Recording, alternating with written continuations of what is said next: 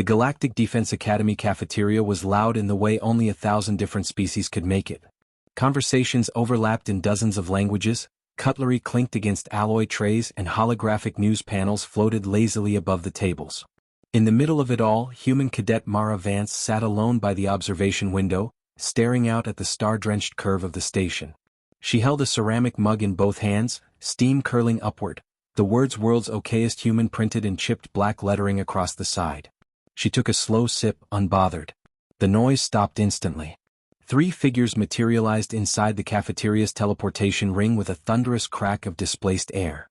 They were tall Rex hunters, towering over most species at nearly 10 feet tall, their segmented exoskeletons gleaming crimson under the lights.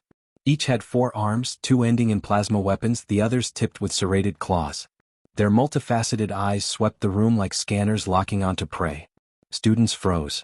Trays slipped from trembling hands. Someone screamed. The lead tall Rex stepped forward, his mandibles flaring as his translator activated.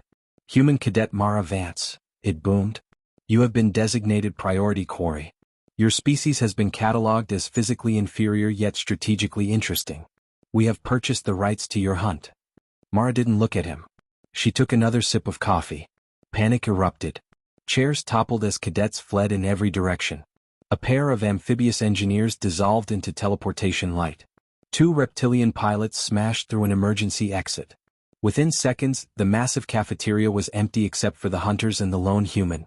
The tall Rex glanced at one another, confused. "You do not flee," one hissed. "I'm on my break," Mara replied calmly, finally setting her mug down on the table. "You're blocking the window." The second tall Rex activated his plasma glaive, the blade humming as it extended. "Your indifference insults us." Mara sighed, rubbing her temples as if mildly annoyed. She reached down beneath the table with one hand and tapped twice against the metal floor. "All right," she said quietly. "You can come out now." The lights flickered. The temperature in the room dropped sharply. Something large shifted beneath the table, metal legs groaning as an immense shape slowly unfolded, casting a shadow that swallowed the floor around Mara's seat. What emerged from beneath the table was not machinery, nor armor, nor any known combat platform. It was alive. The beast rose slowly, deliberately, unfolding to its full height until its massive head brushed the cafeteria's lighting panels.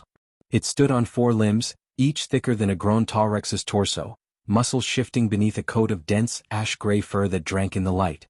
Its shoulders were broad enough to block the aisle entirely, its spine ridged with natural plating reinforced by subtle metallic seams. 2 eyes opened, glowing a steady amber, fixing on the hunters with an intelligence that made something primal twist in their instincts. The tall Rex stepped back as one. "What creature is this?" the lead hunter demanded, his voice suddenly tighter. Mara reached for her mug again, unfazed.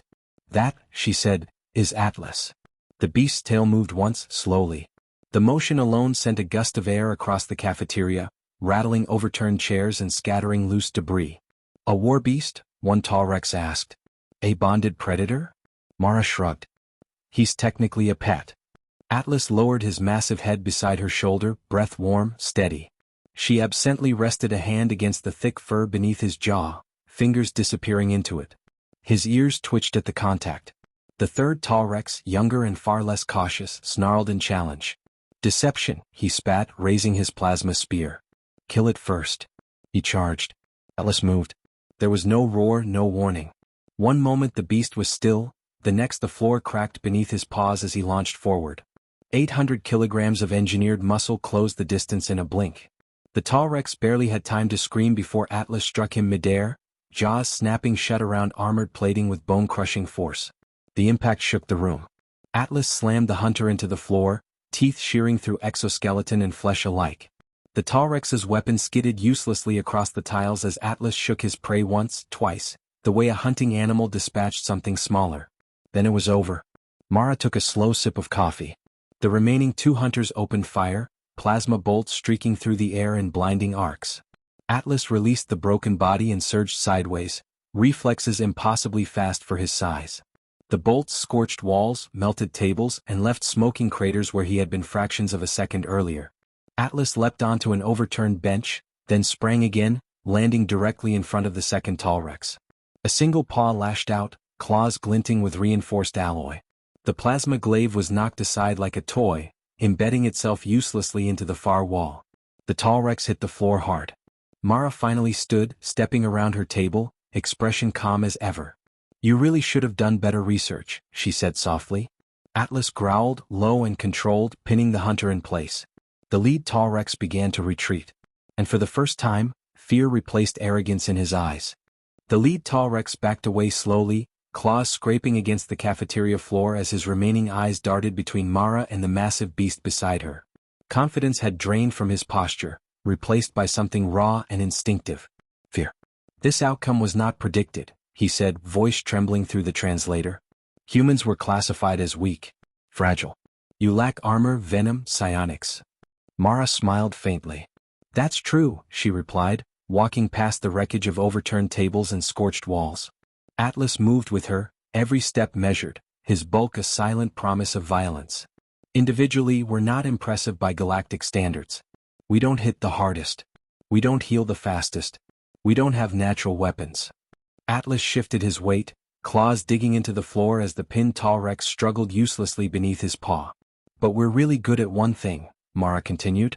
"We adapt." The trapped hunter screamed as Atlas pressed down slightly, reinforced talons cracking through layered exoskeleton with surgical restraint. He could end it instantly, but he waited. Watching. Listening. "Back on Earth," Mara said, stopping a few meters from the lead tall Rex, "we didn't become the dominant species by fighting everything head-on. We partnered. We observed. We learned how other predators worked, then figured out how to make them work with us." Atlas lowered his head, eyes never leaving the alien beneath him. "Wolves," Mara said casually. "Fast, coordinated, relentless. Apex hunters long before humans figured out agriculture. And instead of wiping them out, we invited them closer. Fed them. Protected them. Bred them. Changed them." The lead tall Rex's mandibles clicked rapidly. "You enslaved them." Mara shook her head. "No. We bonded with them." She snapped her fingers once. Atlas immediately lifted his paw, releasing the crushed tall Rex, who collapsed in a heap of broken armor and shallow breaths. Atlas stepped back and sat beside Mara, posture obedient, tail thumping once against the floor hard enough to crack tile.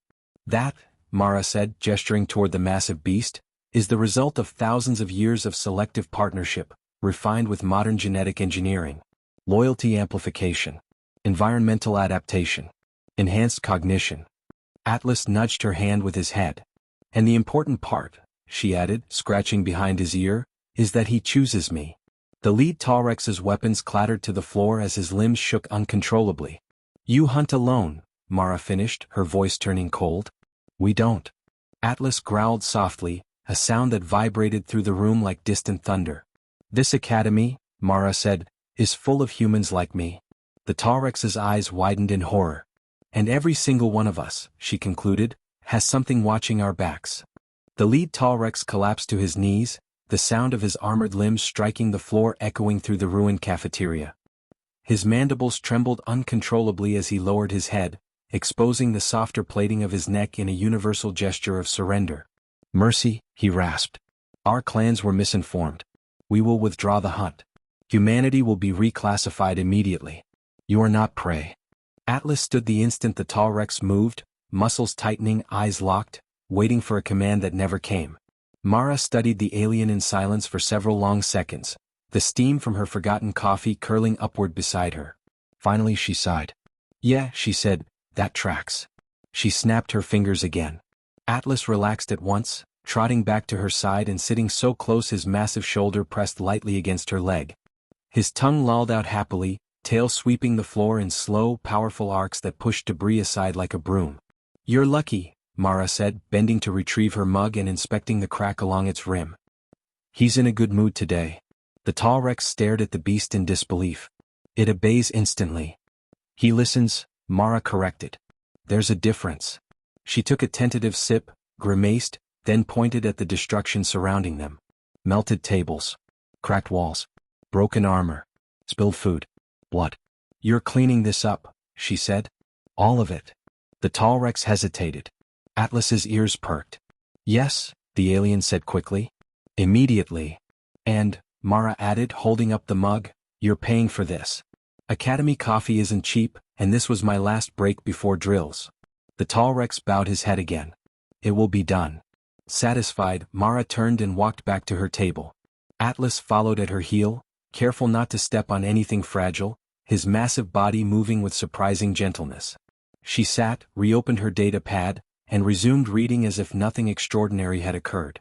Moments later, Atlas carefully lowered himself beside her, resting his enormous head on her lap.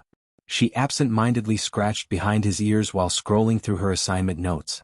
"Good job," she murmured. "Very good job." Atlas's tail thumped rhythmically against the floor, each impact echoing like a distant war drum. Outside the cafeteria, cautious cadets slowly began peeking through shattered doors and corridors, eyes wide as they took in the aftermath. News would spread quickly. Reports would be rewritten. Assumptions would die. Somewhere across the galaxy, hunting clans would update their databases with a simple warning: humans are not alone. And beneath it, a phrase translated into 1,000 frightened languages: beware of dog.